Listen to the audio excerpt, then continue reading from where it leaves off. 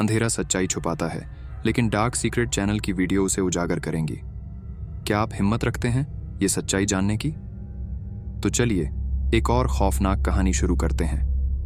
मृत आत्माओं की पुकार। पहाड़ों के बीच घने जंगल में बसी एक पुरानी हवेली, जिसे गांव के लोग भूतिया हवेली कहते थे। कहते हैं कि उस हवेली से रात के समय किसी स्त्री की चीखें सुनाई देती थीं। वहां जाने की हिम्मत कोई नहीं करता था। वर्षों से वह जगह वीरान थी, लेकिन उसकी डरावनी कहानियां पूरे इलाके में मशहूर थीं। राहुल, एक जिज्ञासु पत्रकार, इस हवेली की सच्चाई जानने के लिए वहां पहुंचने का निश्चय करता है।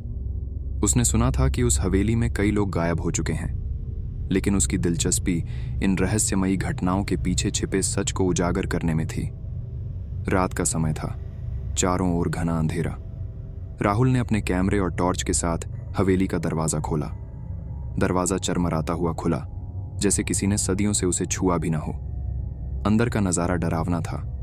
दीवारों पर अजीब अजीब चिन्ह बने हुए थे। हवा में एक अजीब सी ठंडक थी। जैसे ही राहुल ने हवेली में कदम रखा, उसे ऐसा महसूस हुआ जैसे कोई उसे देख रहा हो। अचानक हवा में एक कर्कश आवाज गूंजी। कौन है जो हमें हमारे आराम से जगाने आया है? राहुल ठिठक गया, लेकिन वह डरा नहीं। हवेली के अंदर राहुल को एक पुराना कमरा मिला, जहां एक बड़ा दर्पण रखा था। उस दर्पण में उसने अपनी परछाई की जगह किसी और को खड़ा देखा। वह परछाई धीरे धीरे स्पष्ट होने लगी। यह एक औरत की आत्मा थी, जिसकी आंखों से खून बह रहा था। उसने राहुल से कहा, तुम यहां क्यों आए हो? क्या तुम भी हमारी तरह फंसना चाहते हो? राहुल ने साहस जुटाकर पूछा, तुम कौन हो और यहां क्या हो रहा है? औरत की आत्मा ने जवाब दिया, हम सब इस हवेली की बलि चढ़ चुके हैं। यह हवेली एक शापित जगह है। यहां जो भी आता है वह इसे छोड़कर नहीं जा पाता। हर पूर्णिमा की रात हमारी आत्माएं दर्द और बदले की आग में चीखती हैं। राहुल को पता चला कि यह हवेली एक शापित तांत्रिक विक्रांत का ठिकाना थी। विक्रांत ने अपनी अमरता के लिए इस हवेली में कई मासूमों की बलि दी थी। उनकी आत्माएं अब इस हवेली में बंधी हुई थीं। राहुल को उन आत्माओं को मुक्त करने का रास्ता खोजना था। आत्माओं ने उसे बताया कि हवेली के तहखाने में विक्रांत का शापित शरीर मौजूद है। यदि वह उसे जला दे तो आत्माएं मुक्त हो सकती हैं। राहुल ने जैसे ही तहखाने में कदम रखा, उसे वहां भयानक दृश्य दिखे। विक्रांत की आत्मा वहां मौजूद थी और उसने राहुल को रोकने की कोशिश की। तहखाने की दीवारें खून से सनी थीं और वहां एक भयानक सन्नाटा था। राहुल ने किसी तरह साहस जुटाकर विक्रांत के शापित शरीर पर आग लगा दी। हवेली में जोरदार धमाका हुआ और चीखों की आवाजें गूंजने लगीं। एक पल के लिए सब कुछ शांत हो गया। सुबह होते ही हवेली खंडहर में बदल चुकी थी। आत्माएं मुक्त हो चुकी थीं, लेकिन राहुल का कैमरा अभी भी चालू था। जब उसने उसे देखा तो उसमें आखिरी रिकॉर्डिंग में एक आवाज सुनाई दी, तुमने हमें मुक्त किया, लेकिन तुम भी इस शाप का हिस्सा बन चुके हो।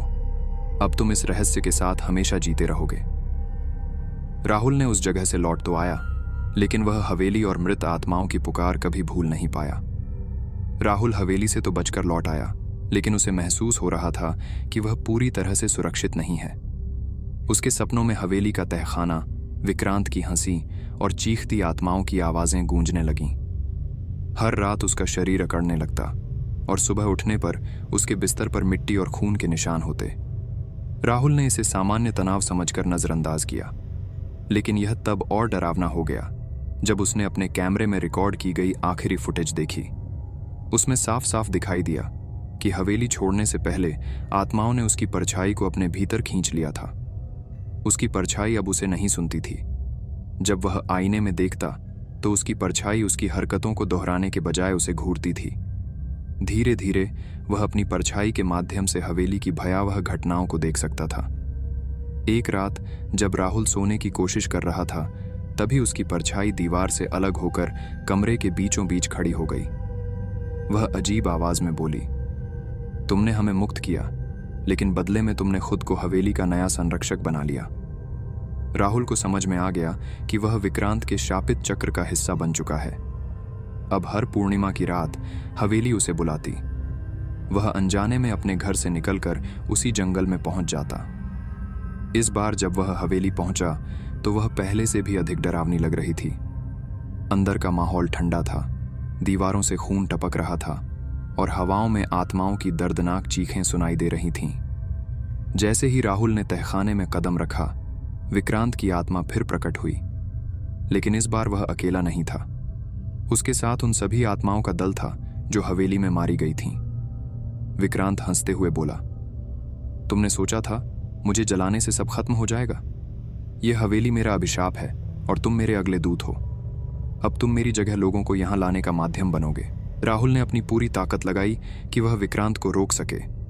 उसने हवेली को जलाने की कोशिश की, लेकिन हवेली उसकी हर चाल को नाकाम कर रही थी। आत्माएं उसके चारों ओर घूम रही थीं और हर तरफ से खौफनाक आवाजें गूंज रही थीं। अंततः राहुल ने अपने कैमरे का इस्तेमाल किया। उसने कैमरे से विक्रांत की आत्मा को रिकॉर्ड करना शुरू किया और यह देखकर हैरान रह गया कि आत्माएं कैमरे में कैद हो रही थीं। उसने पूरी हवेली को रिकॉर्ड किया। आत्माओं की चीखें तेज होती गईं और हवेली कांपने लगी। राहुल ने अपने कैमरे को तहखाने के बीचों बीच पटक दिया, जिससे कैमरे का सारा डेटा वहीं फंस गया। उसके बाद उसने आखिरी बार चिल्लाकर कहा, मैं ये शाप तुम्हारे साथ खत्म कर रहा हूं, और एक लाइटर से हवेली को आग लगा दी। हवेली जलकर खाक हो गई। राहुल वहां से बच निकला, लेकिन कुछ अजीब था। जब उसने अपने घर लौटकर दर्पण में देखा तो उसे अपनी परछाई फिर से अजीब लगने लगी। वह मुस्कुरा रही थी, जबकि राहुल खौफ में था। फिर एक धीमी आवाज उसके कानों में गूंजी, तुमने हवेली जला दी, लेकिन क्या तुमने शाप को खत्म किया? शाप अब तुम्हारे भीतर है। अगले पूर्णिमा की रात यह सब फिर से शुरू होगा। राहुल समझ गया कि वह न केवल शाप का हिस्सा बन चुका है, बल्कि अब वह खुद भूतिया हवेली का नया दूत है। राहुल अब जान चुका था कि वह विक्रांत के शाप का नया वाहक बन चुका है। हर पूर्णिमा की रात उसे हवेली की चीखें सुनाई देती और वह खुद को वहां खड़ा पाता। उसने खुद को इस शाप से मुक्त करने के लिए हर तरीका आजमाया, लेकिन सब बेकार था। एक दिन उसने प्राचीन तांत्रिक ग्रंथों में हवेली और विक्रांत से जुड़ी जानकारी खोजनी शुरू की। एक ग्रंथ में लिखा था कि इस शाप को तोड़ने का एकमात्र तरीका है खुद को बलिदान कर हवेली के सारे बंधन हमेशा के लिए खत्म करना। लेकिन यह बलिदान आसान नहीं था। इसे केवल वही कर सकता था जिसने शापित आत्माओं को मुक्त किया हो। राहुल ने तय कर लिया कि वह अपने जीवन को इस शाप के खत्म होने का माध्यम बनाएगा। अगली पूर्णिमा की रात राहुल ने अंतिम बार हवेली का रुख किया। अब वह डर में नहीं, बल्कि एक अडिग संकल्प के साथ वहां पहुंचा। हवेली, जो पहले से भी ज्यादा भयावह और जीवंत हो चुकी थी, जैसे उसकी प्रतीक्षा कर रही थी। राहुल सीधे तहखाने में पहुंचा। वहां विक्रांत की आत्मा उसके सामने प्रकट हुई। विक्रांत ने व्यंग्य करते हुए कहा, तुम भी मेरी तरह इस चक्र का हिस्सा बन चुके हो। अब तुम कभी इससे मुक्त नहीं हो सकते। राहुल ने ठहर कर जवाब दिया, मैं तुम्हें और इस हवेली को हमेशा के लिए खत्म करने आया हूं। तुमने जितनों की जिंदगियां ली, मैं उन्हें उनकी शांति लौटाने आया हूं। राहुल ने हवेली के मध्य में खड़ा होकर अपने चारों ओर आत्माओं को इकट्ठा होते देखा।